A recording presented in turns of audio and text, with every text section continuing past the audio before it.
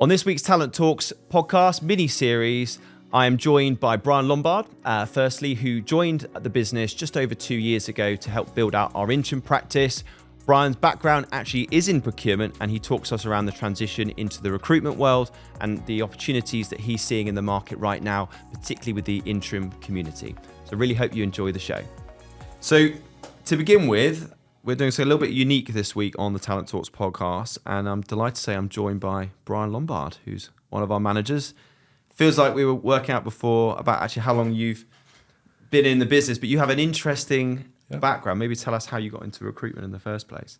Yes, so very good to be here, and my like a lot of people, I kind of fell into recruitment, and in the same way that I started out my career, I kind of fell into procurement. So I've taken a bit of a round robin route into the recruitment world. So I started out in supply chain back in Cork, working with some of the big employers back there, EMC, and I spent about 2.5 years in that trade, and then came to London.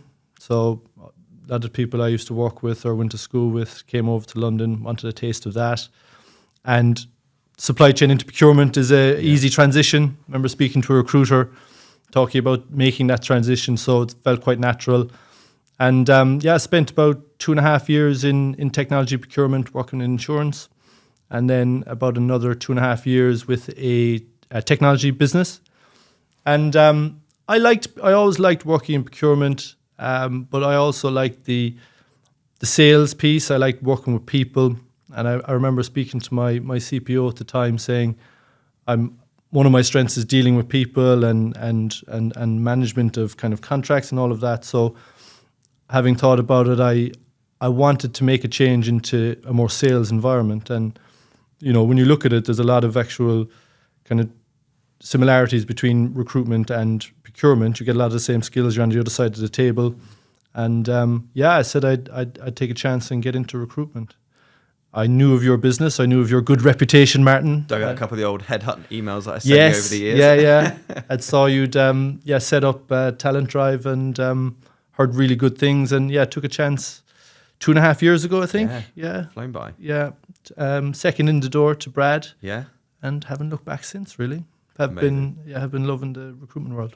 So just in terms of, for our listeners, around what's the market you cover? What's your remit within the business? Yeah, so I was brought in primarily to look at interim, so the contracting market. We had conversations early days to grow and develop that market, and that's across all sectors.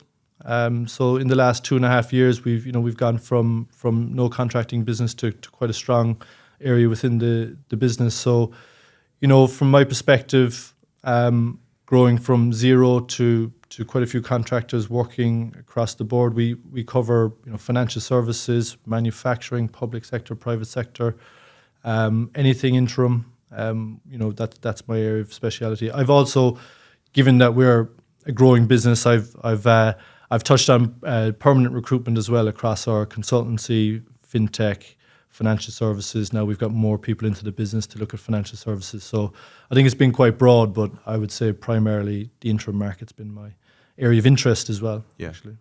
And obviously, as we go into 2024, there'll be a lot of people listening that are contracting or thinking about contracting. Yeah. What's the lay of the land in the interim world in UK procurement at the moment? I think you used the phrase previously about cautiously optimistic. I think, we're seeing that. I think post-COVID, there was a big bounce, really busy when I came in and joined. People scrambling to get, good contractors and permanent employees into the business. I think since then we've seen a bit of a leveling out.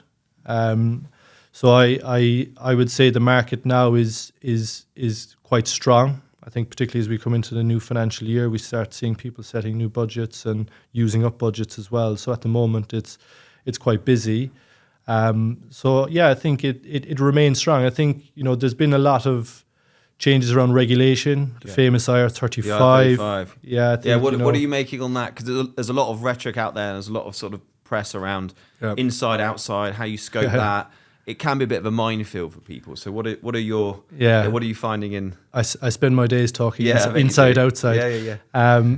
So I think I think IR35 regulation scared a lot of suppliers in the market. The risk was on them. They were quite concerned about being pursued by government, depending on the determinations. I think the rules have since relaxed, and I think there's a bit more comfort for employers to make those determinations. So there's more confidence now. I think as well with recent government changes and that there was a bit of ambiguity around how IR35 was going to be implemented. That seems to have settled now. And I think there's less perceived risk by the employers to bring people outside IR35 again, which is obviously a good thing for contractors. Outside IR35 is more commercially lucrative for you as a contractor. So that's tending to bring people back to the market. I think quite a few contractors left once the inside contract started. Migrated back to permanent. Exactly, okay. Because the pay was similar to a permanent role. But now with the confidence in the outside regulation, I think we're starting to see more people come back into the market, particularly at a senior level. I think we're seeing a lot of people who are ex-directors looking for a new challenge, looking to go in, deliver savings, transformation. So we're seeing a lot of people enter the market now with that renewed confidence, which is good. Is there certain markets that are hiring more in interim than others? Is there a trend for because obviously as you say, you cover all industries, so are you noticing certain markets having more activity with hiring interims, or is it kind of...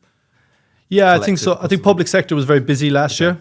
I think, or post-COVID as well, public sector was huge across our consultancy business, bringing people in, savings delivery being a big part of that, but also kind of operational improvement and standing up procurement functions in these departments. So that was quite busy last year. I think this year we're seeing quite a bit in the risk and kind of supply chain, vendor management. For reasons we see in the news, supply chains are finding it difficult at the moment. So I think people who've got experience in mitigating that supply chain risk, vendor risk, their stock has gone up certainly. So I think that's a good market, and also in the financial services sector, that risk piece as well, not just in supply chain. That's seeing big increases in demand for people across that. Quick break from the episode. Hope you're enjoying today's show. To keep up to date with our Talent Talks podcast episodes, don't forget to hit the subscribe button. This will help build our audience and our mission to raise the profile of procurement. I hope you enjoy the rest of the show. So when people are looking at, it'd be good to get some advice from you of what kind of stands out from the crowd. It's a classic question that all our candidates ask us, and asking you and your team regularly. What advice would you give to someone looking at going into interim? What do they need to do on their CV, or in terms of how they network to be able to sort of build and create opportunities? I think number one is network effectively. I think your network is... But effectively, I want to... Yes, good. I mean, there's all types of networking. I think identifying the markets you want to work within, and identifying your strengths as an individual or as a professional contractor is critical. So, speaking to people who know the industry, speaking to people who are working in the industry, go meet them. We've talked recently about the power of face-to-face. We can't emphasize it enough. Grab a coffee. We're here in Waterloo in a beautiful setting today.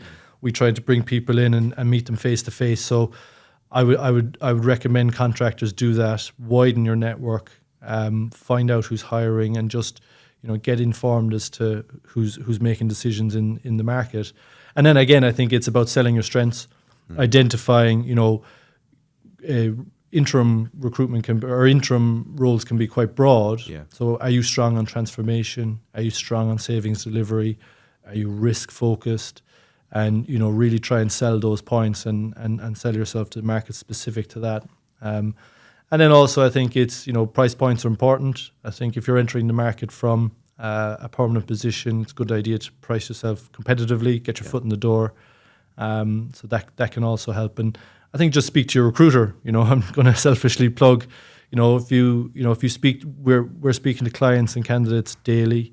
We know what's kind of moving in the market, what's not. We can manage expectations. We can set up phone calls. So I think, I would say have a conversation with your recruiter in parallel with having your own network as well. Yeah, really good advice. I think that's really key, isn't it? Because sometimes you get people that will come in and say, I can do anything, any category I can deliver, but it's like you say, it's actually aligning what actually have you done in recent years, what recent projects have you delivered and worked on. No, great advice. And in terms of for people hiring at the moment and looking at interim needs, or indeed, on the perm side as well, any advice, any tips for anyone that, when they're looking to hire? I think, we were talking before we went live, challenges with clients that don't move at pace. Yeah. I think can't emphasize that enough. I think, it is a candidate-driven market as well. They will have, good candidates will have likely 2 to 3 opportunities in front of them if they're active. So I think sometimes pace can be a big factor in drawing in good talent. I think as well, understand that the markets have moved on in terms of salary as well, and expectations around that, cost of living crisis. Candidates are looking at that and looking at their take home. So I think that's a big factor for them. So it's important to understand what the market's paying and make sure you're aligned with that if you want to attract top talent. And then it's small things like the onboarding when you bring in good talent. The onboarding is critical. We found that, didn't we, last year with some of the slower process of onboarding. Actually, you can lose some of the talent you've got in play as a result. So that's absolutely it's critical. Yeah, perfect, great. And I guess in terms of your plans, obviously in 2024, is expand your network, build out Interim. Anything else you're particularly looking at in 2024 for yourself and your team? Yeah, so 2024, we're, like you said, optimistic for the year. I think for us, it's building on the existing client relationships we have, particularly across Interim. It's a very broad market, so we're trying to expand that across particularly those growing markets in risk, financial services. So I think for us, staying focused, delivering client side and developing the markets for 2024, I think, well, I think within the business, there's a lot of optimism, and I think, 2024 looks like it's going to be a good year for the business, which is great. Great. Brian, thanks so much for joining me. Pleasure. Thank you. Sure.